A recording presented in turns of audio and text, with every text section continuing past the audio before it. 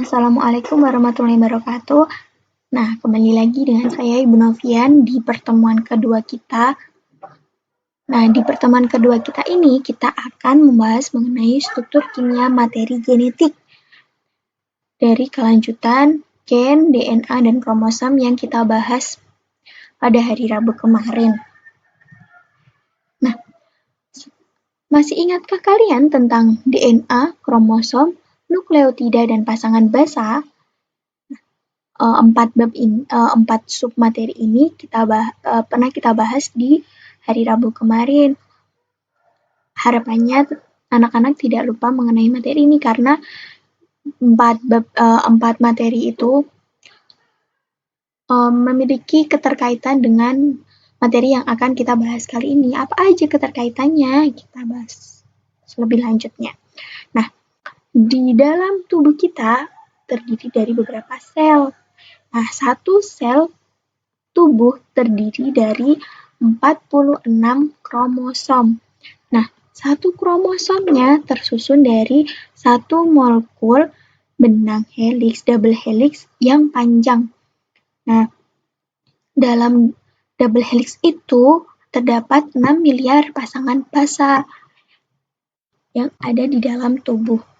Dan satu sel tersebut hanya membutuhkan beberapa jam untuk menggandakan diri untuk membentuk sel itu. Nah, tingkat kesalahannya itu hanya 1/miliar nukleotida. Bayangkan, dalam waktu beberapa jam dan tingkat kesalahannya sangat kecil bisa melakukan penggandaan gen yang panjang seperti itu. Nah, selanjutnya apa itu replikasi DNA? Secara sederhana, replikasi DNA merupakan proses penggandaan DNA yang semula satu DNA menjadi dua DNA yang identik. Tadi kan saya sudah sebutkan, satu sel hanya membutuhkan beberapa jam untuk menggandakan diri. Nah, penggandaan DNA ini yang disebut replikasi DNA. Lalu, setelah mengetahui pengertiannya, bagaimana proses replikasi DNA itu? Proses replikasi DNA secara singkat ada beberapa tahap, yakni awalnya ikatan hidrogen yang menghubungkan basa-basa double helix akan diputus. Nah, tadi kan DNA tersusun dari double helix, ada dua benang. Nah, kemudian kedua rantai double helix itu yang sudah terputus akan membuka dan memisah. Nah, setelah itu, setiap rantai yang berpisah berperan sebagai cetakan untuk membentuk basa komplementer yang baru. Sehingga pada akhirnya terbentuklah dua DNA yang memiliki susunan DNA yang identik. Seperti itu definisi secara singkat replikasi DNA. Nah, di dalam bahasan kemarin kita kan ada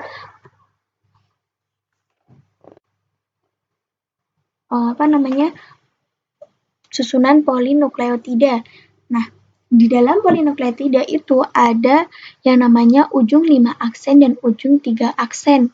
Apa maksud ujung 5 aksen dan ujung 3 aksen itu? Nah, di sini sudah terdapat gambar ya. Jika diperbesar, rangkaian nukleotida yang kemarin itu yang kita bahas di pertemuan kemarin akan tambah seperti ini.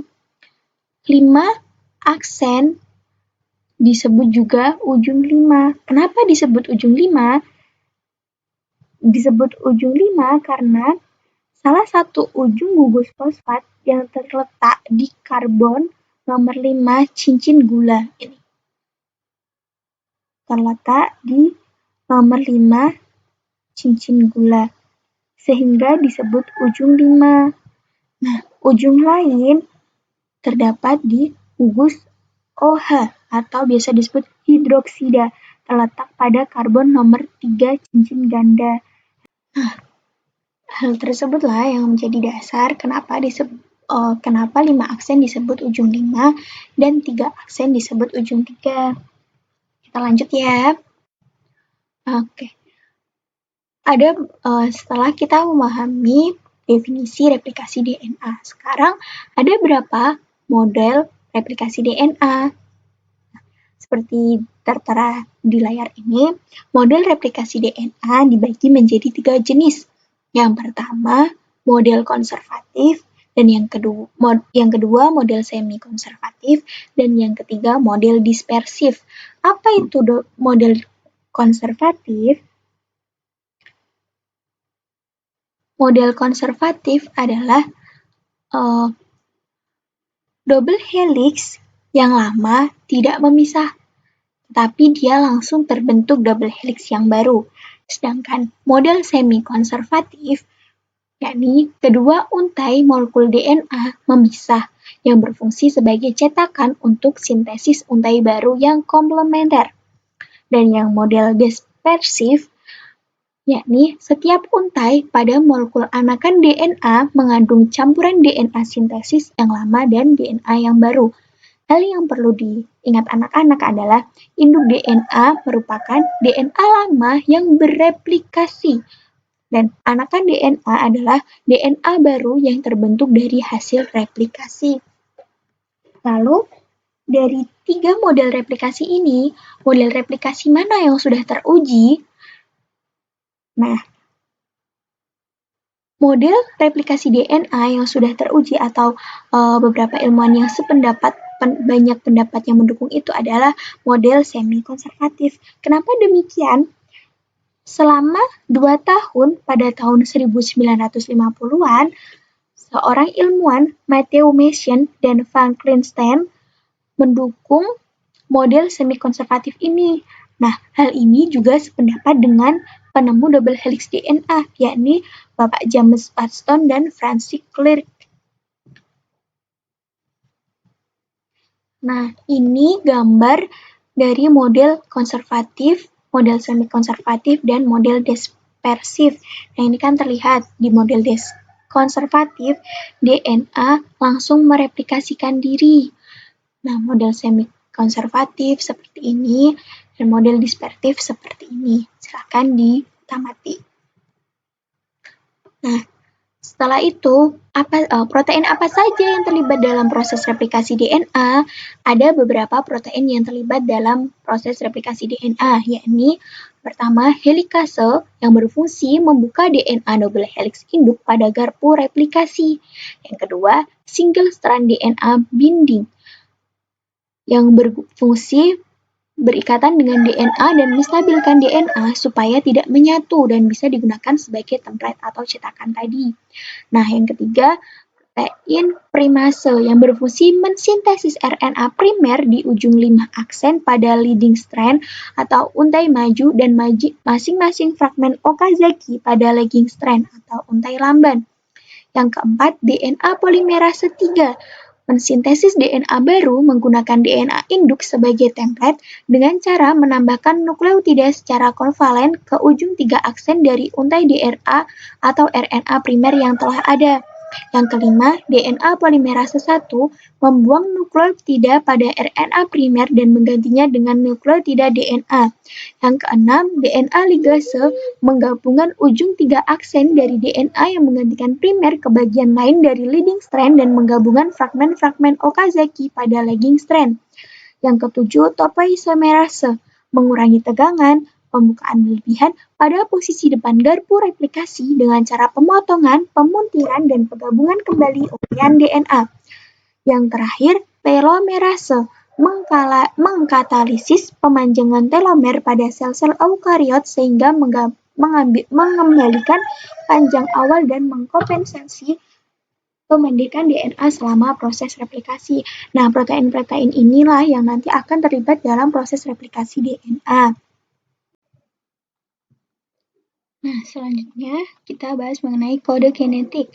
Kode genetik itu apa? Nah, kode genetik itu struktur DNA, rangkaian purin dan pirimidin yang berkelompok-kelompok. Nah, rangkaian purin dan pirimidin kelompok-kelompok inilah yang dinamakan kode genetik.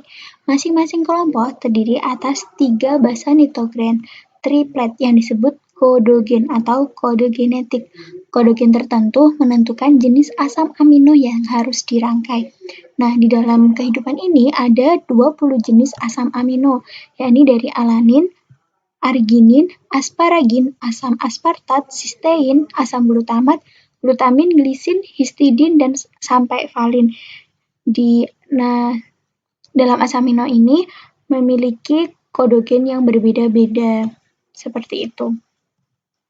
Selanjutnya, apa sih perbedaan DNA dan RNA? DNA atau biasa disebut deoksiribonukleik asid hanya terdapat dalam kromosom, sedangkan RNA dia selain terdapat di kromosom atau nukleus juga terdapat di sitoplasma, terutama di bagian ribosom. Terus DNA juga memiliki rantai double helix atau rantai ganda, sedangkan di RNA rantainya tunggal.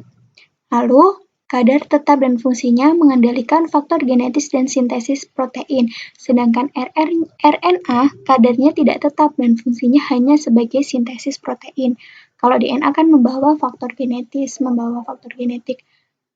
tapi RNA tidak. Lalu apalagi perbedaannya? Yang keempat, basa nitrogen terdiri atas purin, adenin dan guanin, dan pirimidin, sitosinin, dan timin. Sedangkan RNA di bagian purin ada adenin dan guanin, sedangkan di bagian pirimidin ada sitosinin dan urasil, di mana RNA tidak memiliki timin. Kemudian menggunakan deoksiribosa sebagai komponen gulanya, sedangkan RNA menggunakan ribosa sebagai komponen gulanya. Seperti itu. Lalu apa saja macam-macam RNA? RNA dibagi menjadi 3, RNA duta atau biasa disebut dengan RNA-D, RNA transfer, RNA-T, dan RNA ribosom. Nah, masing-masing RNA ini memiliki fungsi masing-masing. Yang RNA duta membawa informasi genetis, sedangkan RNA transfer menerjemahkan kodon dari RNA-D. Tadi kan RNA-D sudah membawa informasi genetis, kemudian akan diterjemahkan oleh RNA-T. Kemudian, kalau RNA ribosom terdapat di dalam ribosom dan dihasilkan oleh gen khusus yang terletak di kromatin pada nukleus. Seperti itu. Nah, tadi kan sudah dijelaskan bahwa model replikasi DNA yang model semi-konservatif lah yang dipercaya oleh para ilmuwan yang bisa menerjemahkan proses replikasi DNA atau proses replikasi DNA yang umum dilakukan. Nah, bagaimana proses replikasi DNA model semi-konservatif ini? Perhatikan video berikut.